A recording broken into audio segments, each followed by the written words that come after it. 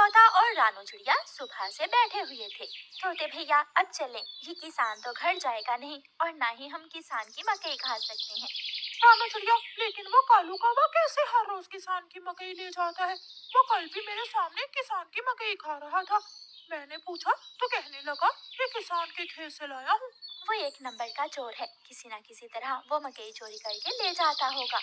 किसान खेत में काम कर रहा था और चिड़िया और तोता बिना मकई खाए ही जंगल वापस चले जाते हैं।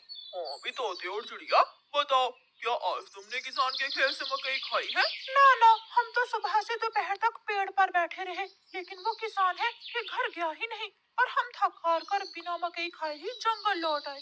मैं तो जा रहा हूँ, पेट भर मकई खाऊंगा भी और अपने साथ भी लेकर आऊंगा। कालू कौवा इंसानों की बस्ती की तरफ जाता है। कालू कौवा किसान के खेत में जाकर किसान से कहता है, किसान किसान, तुम्हें तुम्हारी पत्नी घर बुला रही है, तुम्हारे घर में मेहमान आए हैं। अच्छा, तो मैं जल्दी से घर जाता हूँ। काफी शुक्रिया जो तुमने मुझे बता दिया। किसान अपने घर चला जाता है और कौवा मजे मजे से किसान के खेत से मकई खाने लगता है।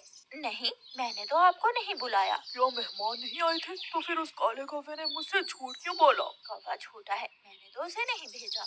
कौवा पेट भरकर मकई खाता है और कुछ मकई अपने साथ लेकर वापस जंगल लौट जाता है। कौवे कौवे, एक मकई का भुट्टा मुझे भी दे दो। ना ना, मैं तो मकई का भुट्टा किसी को नहीं दूंगा, बहुत मुश्किल से लाया हूँ मैं। कौवा चिड़िया के सामने बैठकर मकई का भुट्टा खा रहा था और चिड़िया के मुंह में पानी आ रहा था।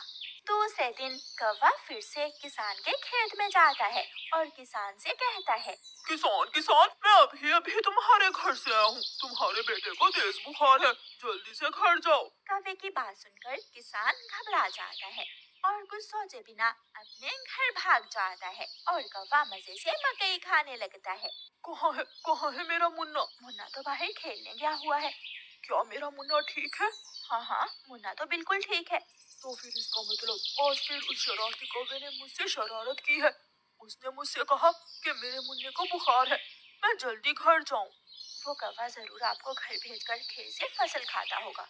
मैं कल देखूंगा वो कौवा कैसे मुझे उल्लू बनाकर मेरे खेत से मेरी फसल खाता है। कौवा जंगल जाकर बहुत खुश था। वो जो मकई अपने साथ लाया था वो तोते और कबूतर के सामने बैठकर खाता है। वाह वाह, मजा ही आ गया, ये मकई तो बहुत स्वादिष्ट है।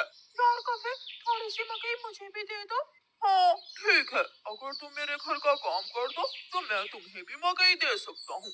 मैं भी करूँगा, मैं भी कभी आपके घर का सारा काम करूँगा, मुझे भी मकई दे देना। ठीक है, तो फिर जल्दी से मेरे साथ आ जाओ।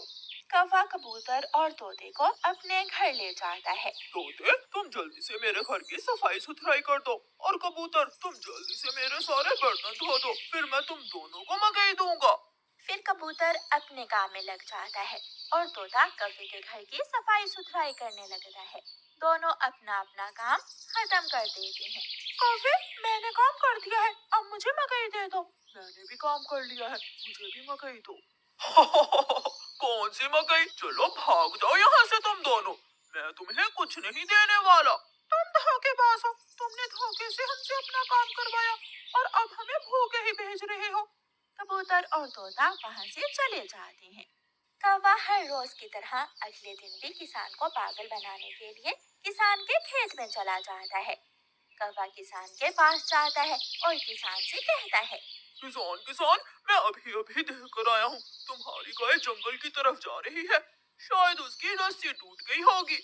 मेरी गाय को तो शेर खा जाएगा। कौवे, मैं जल्दी से जाकर अपनी गाय को बचाता हूँ। किसान वहाँ से जाता है, लेकिन आज किसान थोड़ी दूर जाकर पेड़ के पीछे छुप जाता है। कौवा किसान के खेत में जाकर मकई खाने लगता है।